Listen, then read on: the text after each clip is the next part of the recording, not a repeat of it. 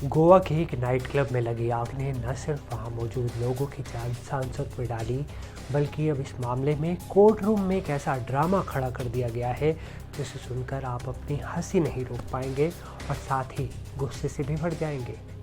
हम बात कर रहे हैं उस नाइट क्लब को चलाने वाले लूथरा ब्रदर्स गौरव लूथरा और सौरभ लूथरा की।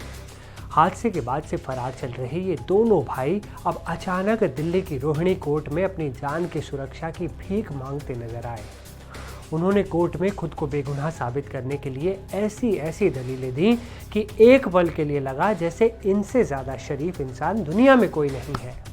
लेकिन गोवा पुलिस ने जब इनकी पोल खोली तो कोर्ट में सन्नाटा पसर गया।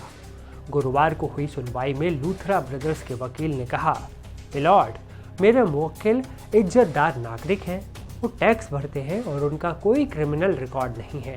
वो तो फुकेत में बैठकर भी भारत के लोगों को रोजगार दे रहे हैं। वकील ने कहा कि इनका पासपोर्ट रद्द हो चुका है, ये वापस आना चाहते हैं लेकिन पुलिस से डर है, इसलिए इन्हें 2 से 4 दिन की सुरक्षा दी जाए। बचाव पक्ष ने सहानुभूति बटोरने के लिए हेल्थ कार्ड खेला। कोर्ट को बताया गया कि गौरव और सौरभ लूथरा गंभीर रूप से बीमार हैं, उन्हें मिर्गी के दौरे पड़ते हैं और वो न्यूरोलॉजिकल डिसऑर्डर से जूझ रहे हैं। वकील ने कहा कि ये मेडिकल साइंस का मामला है, अगर इन्हें जेल हुई तो इनकी जान को खतरा हो सकता है। लेकिन तभी गोवा पुलिस ने जो खुलासा किया उसने इस बीमारी की हवा निकाल दी। पुलिस ने जज साहब के सामने कहा कि मिलॉर्ड, ये सब झूठ है जिसे ये मिर्गी और न्यूरोलॉजिकल बीमारी की दवा बता रहे हैं, वो असल में कॉस्मेटिक ट्रीटमेंट की दवाइयाँ हैं। ये गोलियाँ बाल उगाने और स्किन केयर के लिए खाई जाती हैं, ना कि मिर्गी के लिए। सोचिए, कानून से बचने के लिए कोई किस हद तक गिर सकता है। बाल उगाने की दवा को जानलेवा बीमारी की दवा बताकर कोर्ट को गुमराह करने की ये कोशिश अपने आप में हैरान करने वाली है। सिर्फ बीमारी ही नहीं, इनके बिजनेस करने के तरीके पर भी पुलिस ने बड़ा पर्दाफाश किया। लूथरा भाइयों का दावा था कि वो लीगल तरीके से बिजनेस कर रहे थे और थाईलैंड सिर्फ एक बिजनेस ट्रिप पर गए थे। लेकिन गोवा पुलिस ने दस्तावेजों का पुलिंदा खोलते हुए बताया कि जिस नाइट क्लब में आग लगी थी उसका ट्रेड लाइसेंस साल 2023 में ही एक्सपायर हो चुका था, खत्म हो चुका था। यानी पिछले 1-1.5 साल से वो क्लब बिना रिन्यू कराए अवैध तरीके से चल रहा था।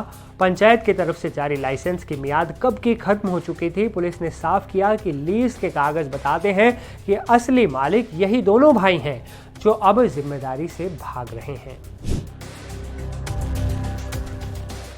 कोर्ट में एक और बात सामने आई जो इनकी नीयत पर सवाल खड़े करती है। पुलिस ने बताया कि जैसे ही गोवा के क्लब में आग लगी, इन दोनों ने घायलों की मदद करने या पुलिस का सहयोग करने के बजाय देश छोड़कर भागना ही सही समझा, जो इनकी मंशा पर सवाल उठाता है। दोनों ने अपने मोबाइल फ़ोन स्विच ऑफ कर लिए। जब पुलिस दिल्ली के इनके घर पहुंची तो इनकी मां शशि लूथरा ने भी पुलिस को गुमराह किया। उन्होंने कहा कि उन्हें बेटों के बारे में कुछ नहीं पता है, जबकि हकीकत ये थी कि जैसे ही इनका नाम टीवी पर आया, ये विदेश रफू चक्कर हो गए।